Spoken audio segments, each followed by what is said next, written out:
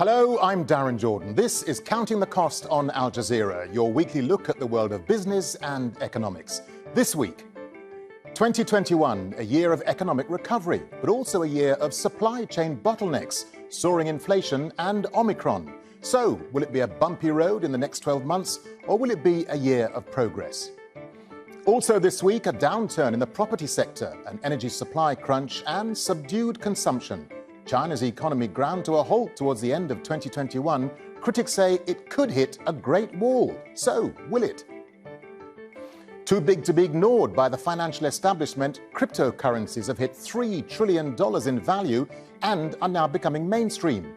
Will the virtual money see a big year again in 2022? Now, mass vaccinations, progress in antiviral drugs and eased restrictions. 2021 has proved an opportunity for many countries to reverse economic losses caused by the pandemic. But opening up businesses and going back to normal life has brought numerous setbacks too, such as the rising cost of living. Despite the challenges, hopes were running high for the new year until the Omicron variant and access to vaccines changed the calculus once again. So what's to come in 2022? Well, let's have a look first at what defined 2021. From China, the world's factory, to the biggest port in California, ships queued at harbors overwhelmed with the rise in demand. Supply chains tightened, either because of the shortage of goods or people to deliver them. Natural gas, oil and other fuel markets were squeezed, driving an energy crisis, particularly in Europe. Heating homes and driving cars became very costly.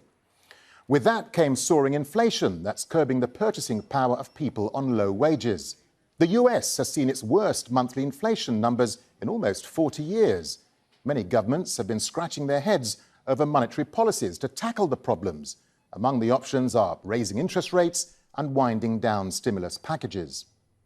Well, for China, it was not just a problem of supply chains and the energy crunch. Its property sector is at risk too, with real estate giant Evergrande on the verge of collapse. China's economic growth weakened in the third quarter of 2021. President Xi Jinping's critics say new rules to control the amount owed by big real estate developers, the crackdown on tech companies and celebrities have proven costly for the economy. Well, China and other countries are also busy trying to tame cryptocurrencies while pushing plans to issue their own digital coins.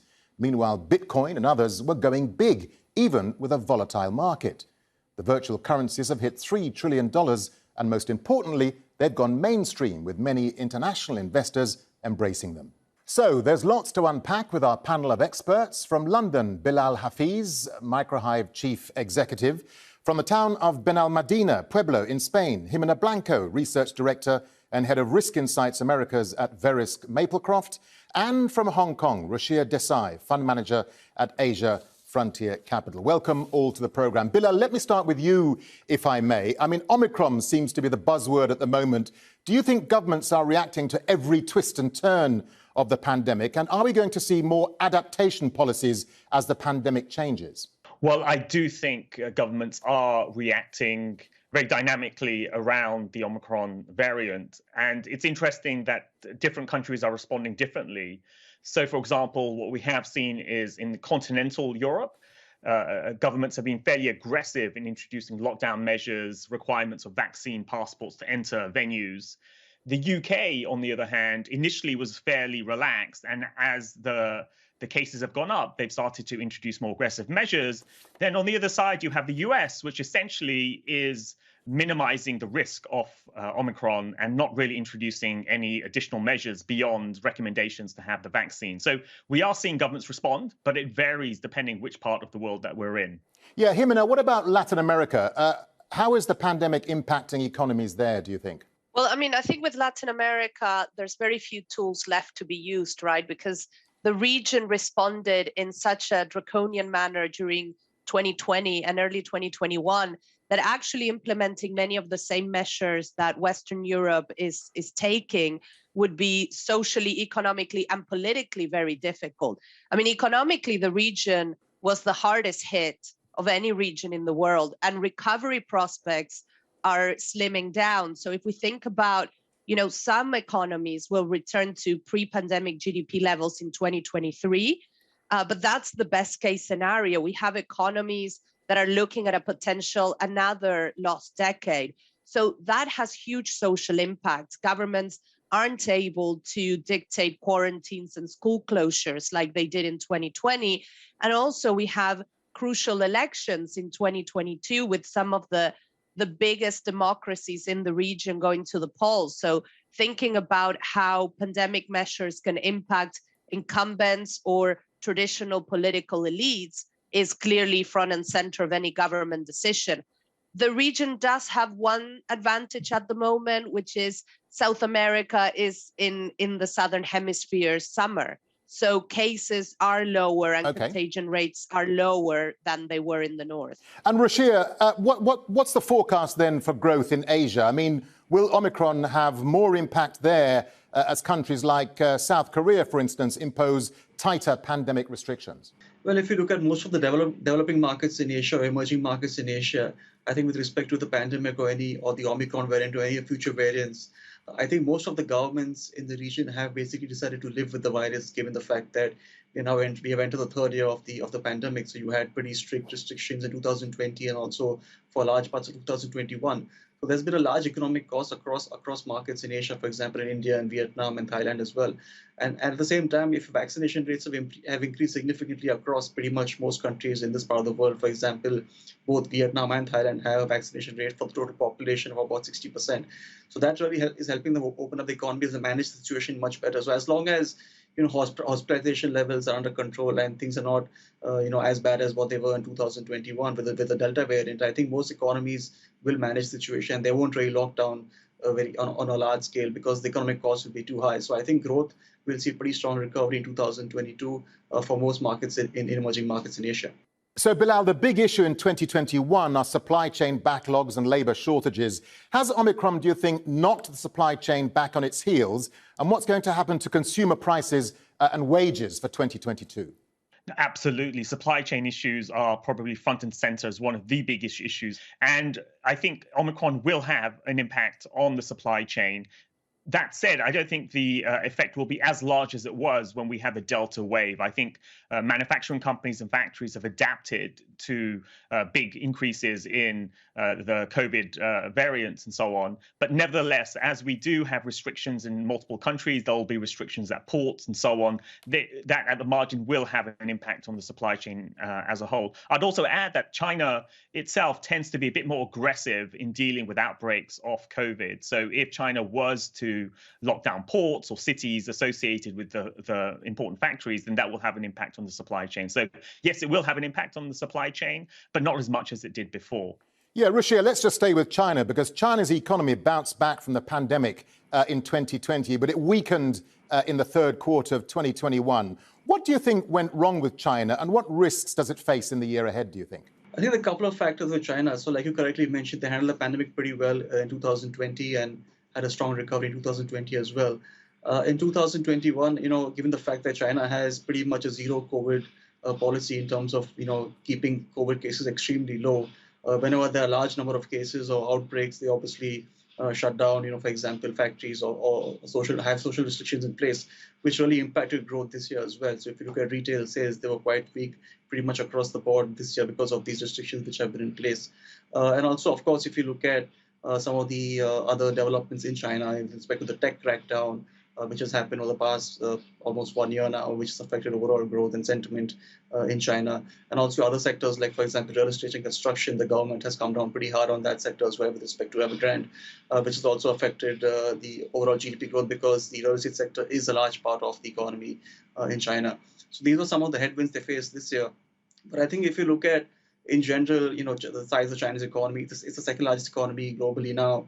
And of course, as it transitions away from a high growth infrastructure-led model into a more services/consumption-led model, there will be some roadblocks along the way. But that does not mean that China is going to see a significant slowdown where the whole entire global economy will come under pressure. Because I think if you look at expectations for growth about 5% for the next couple of years, I think that's very reasonable for the size of China's economy. Himana, let me ask you a question about China. I mean, could China's economic worries be beneficial, do you think, to smaller economies? Because COVID-19 indeed has highlighted the risk of concentrating supply chains in China, hasn't it? Of course. And I mean, Latin America has a huge role to play for potential nearshoring for US manufacturers, right? And that was the buzzword since the beginning of the pandemic, right? Could companies relocate to the region? But that doesn't come, without its own challenges around logistical infrastructure, around human rights issues, which are also prevalent in Latin America, and around the cost of doing business in the region and the bureaucracy and overcoming some of those country risks of investing in Latin America. So, of course, there's a strong emphasis from certain governments, particularly those with very close commercial links to the United States and with existing manufacturing infrastructure, to increase on that. But this will be a very uneven development in terms of which countries can benefit or not from nearshoring as a result of the supply chain disruptions. Yeah, Bilal, so let's talk about the US then, because President Biden's facing the highest inflation levels in around 40 years or so. Will the Fed be able to bring rates down, and how can they quickly do that? Well, indeed, President Biden has faced a big inflation challenge. And unlike previous instances, I do think the administration, the Biden administration, has been partly responsible for the high inflation rates that we are seeing in the US. And I think the central bank only has a limited role or less of an impact as one would think on the level of inflation, because as we talked about earlier, supply chain issues are one of the biggest issues in causing inflation. And what caused these supply chain issues partly was to do with the fiscal stimulus that the President Biden and his administration implemented over the course of 2021, which led to a huge increase in demand for consumer goods at a time when there were supply issues. So in some ways, these policies were big contributory factors towards inflation rather than interest rates by the Fed. So I think more supply chain issues will be the key to forecasting inflation over the course of 2022 rather than what the central bank does. OK, and so, Hibana, how could interest rates then affect emerging markets? And how will they deal with debt, especially when we could see a sharp rise in the cost of capital? Yes, absolutely. I mean, we're already seeing it with, expectations of US rate hikes impacting currencies across Latin America with significant falls on currencies. And the reality is that central banks in the region have also a very limited toolbox because of the size of the, of the off-the-books economy in the region. So even when they adopt monetary tools to try to contain inflation or to protect their own currencies, those only have limited impact. And I think, the supply chain disruptions that we're talking about here, and Bilal mentioned, also impacted Latin America, feeding into inflation, not only because of the expansionary measures that most central banks took during the initial response to the pandemic, but also because it was very hard to maintain logistical routes into the region. Rashia, let me bring you in quickly here. Just a thought on China again, because China says it will focus on stabilizing its economy for 2022. Can it achieve that, or will it struggle to achieve any sort of meaningful economic growth for 2022? Well, absolutely. I mean, if you look at all the economic indicators, they've been, showing a slowdown over the last couple of quarters. And even the, some of the comments being made by policymakers have been that there will be both fiscal and monetary policy support to, shore up growth in 2022. And also, if you remember that, China went into the pandemic on a pretty strong economic footing. They handled the pandemic very well. So they didn't really have to come up with any major fiscal or monetary support in 2020 compared to some of the larger economies like the US or the UK. So they have enough room to provide support both monetarily and also in the fiscal space to support growth in 2022. Bilal, let's bring you back in here because you're in London. So let's talk about the situation in Europe. Inflation, is it not? It's challenging European central banks. Could we see governments then perhaps winding down their stimulus packages? I think we will. If we take the euro area and the ECB, there's essentially the ECB did have its own QE program like we've seen around the world. It's called PEP, and that's likely to be wound down by February or March of 2022. But they're likely to extend that QE program by expanding another QE program they have called the Asset Purchase Program, APP. And at the same time, it's very unlikely that the ECB will raise interest rates, unlike the Fed. And the reason for that is the ECB has been scarred in the past by raising interest rates when inflation has spiked off the back of supply chain issues. So I think Europe does have an inflation problem. It's partly to do with the global supply chain issues. It's partly to do with higher oil prices. But I don't think the ECB will respond as aggressively as other central banks. Jimena, many Latin American central banks followed Brazil and increased their interest rates. What are the risks involved, briefly, to the region by raising rates? And I mean, how can governments protect their currencies? Well, I mean, the key risk is actually the governments are reacting very quickly, but they may be unable to use rates just to contain inflation. And we're looking at record levels of inflation in over a decade in most of the large economies. And I would say, in terms of protecting the currency, again, very limited toolbox in major economies. I would watch Brazil in 2022 simply because the country is heading into a general election with high inflation rates, potential for discontent, and of course, the real having had a turbulent 2021. So I think that's the market to watch in terms of currency. So let's just move the discussion on to big tech. Bilal, let's bring you back in here because China has pretty much tamed its tech giants like Alibaba and Didi. But Western tech companies like Facebook and Google, for instance, are still fighting with the regulators, aren't they? Will 2022, do you think, see Western tech giants come under more regulatory pressure, do you think? I do think there will be much more regulatory pressure from especially the US and also the Europeans against tech companies. To some extent, what the Chinese have done against large tech companies is what many people, many critics of tech companies want the US to do. So the Chinese have tamed many Chinese tech companies in terms of how they hold data and so on. The difference, though, in the case of the US is that the tech giants are very powerful. They have very large market cap. They're very influential politically. And in some extent, they're viewed as examples of the US success story. So while I think the US will try to tame them, it'll be very hard for them to actually implement regulations that will curtail their ability to expand their businesses. The Europeans, on the other hand, I think will continue to implement policies that will try to constrain tech companies. Ruchir, let's talk to you now about renewable energy, because the rest of the world is starting to make this shift to renewables, and that's much harder, is it not, for developing nations who don't have the money, they haven't got the technology. What kind of progress do you think we'll see in climate policies to help poorer countries, do you think? I think if you look at, developing markets in Asia or this part of the world, I mean, they are moving towards some more green energy projects, for example, focusing on investing in, wind power and, solar power. They're still early days because, like you mentioned, the costs involved to transition from fossil fuels onto green energy is quite high for many of these countries. So yes, there's an initiative, but it'll still take time. And at the same time, if you keep in mind that many of these economies are growing by 6% or 7% every year annually post-pandemic, so they will require a lot of power. And at the same time, for them, putting up, a coal power plant or thermal power plant is obviously much cheaper and makes much more economic sense. At the same time, as investing in green energy. So yes, it'll take some time, but they're making the early moves. And also, for example, electric vehicles. I mean, that's a big theme in the West and also in China, but also in other parts of Asia, for example, India or other parts of Southeast Asia. It's still early days because of the cost involved to transition to EVs or green energy. Jimena, the other big story, of course, is cryptocurrencies. They've had a big year. We saw El Salvador become the first country to adopt Bitcoin as legal tender. Let me ask you, are cryptocurrencies an opportunity or a danger for Latin America, do you think?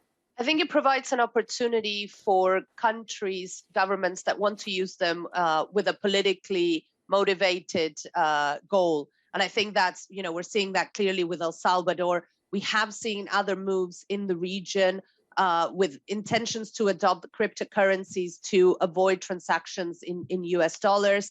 And of course, I think this is very much linked to the political changes that we're seeing in the region and the return of governments that are potentially trying to use, the US-China competition to move away from US influence. And so I think that will be key in determining how cryptocurrencies behave in Latin America in the future. It will be ideologically motivated. Yeah, and Bilal, regulators have been trying to rein in crypto while looking to launch their own centralized digital currencies. Tech companies like Amazon, Facebook are talking about launching their own virtual currencies. How do you think, briefly, this three-way fight will play out in 2022? I think if we step back for a moment, crypto markets have become much larger and much more established. So I think to some extent the genie's out of the bottle now, and we'll see a growth in all of these markets quite aggressively. I do think that the crypto markets themselves, outside of large private companies, will probably end up doing the best to some extent. They'll see the fastest growth. I think there'll be big regulatory challenges against large tech companies like Facebook launching their own currencies.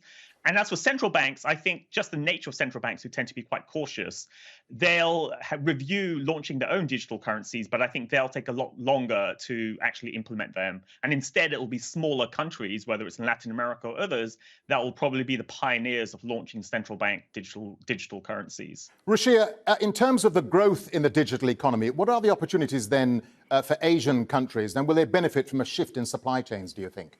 Well, in terms of the digital economy or the shift to the digital economy in Asian countries, outside of China, I think the opportunity is huge because the base is so small. I mean, the internet penetration levels and the smartphone penetration levels are only increasing in many markets like India, Vietnam, Philippines, Indonesia. So it's a very low base that they're growing from. So I think the opportunity is huge for many of these markets, and also many of these markets or economies are very cash based. And the pandemic has obviously changed consumer behavior the last probably 18 or 24 months. And so you'll see more consumers shifting to online purchases or doing many of the transactions online. So I think it's a massive opportunity for many Asian countries outside of China to grow this sector. And also from the supply chain diversification perspective, I think that's a big theme also in this part of the world, because that began much before the pandemic, and it's only going to accelerate going forward as well. Let me get a final quick thought from all of you before we wrap things up. Bilal, let me ask you, does the road to global economic recovery start with equal access to vaccines? And are we looking at economic bloom or doom for 2022?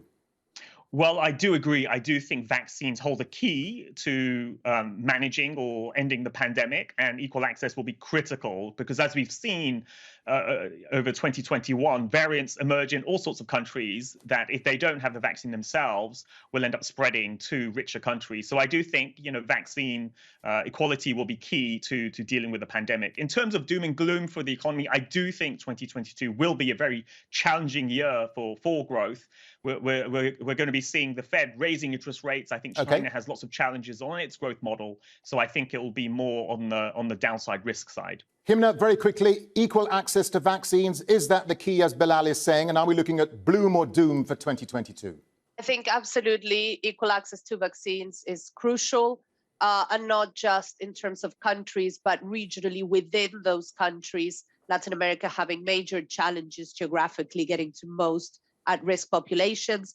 In terms of the economy for the region, I think it's more of a gloomy picture, with the expectations we had in 2021 actually not being met and the region struggling to return to growth.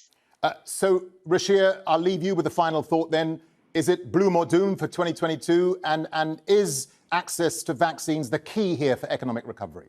Well, with respect to vaccine, I think in this part of the world, especially in emerging markets in Asia, vaccine access increased significantly over the past 9 or 12 months. So you will see vaccination rates increase quite significantly pretty much across the board in this year, which will actually help economic growth in Asia in 2022. So yes, there are concerns about inflation, about the Fed raising rates.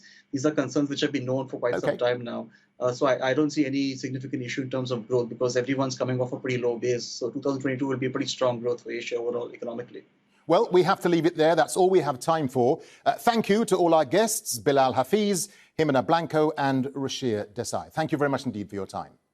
And that's it for our show this week. But remember, you can get in touch with us via Twitter. Use the hashtag AJCTC when you do, or drop us an email. countingthecost@aljazeera.net is our address.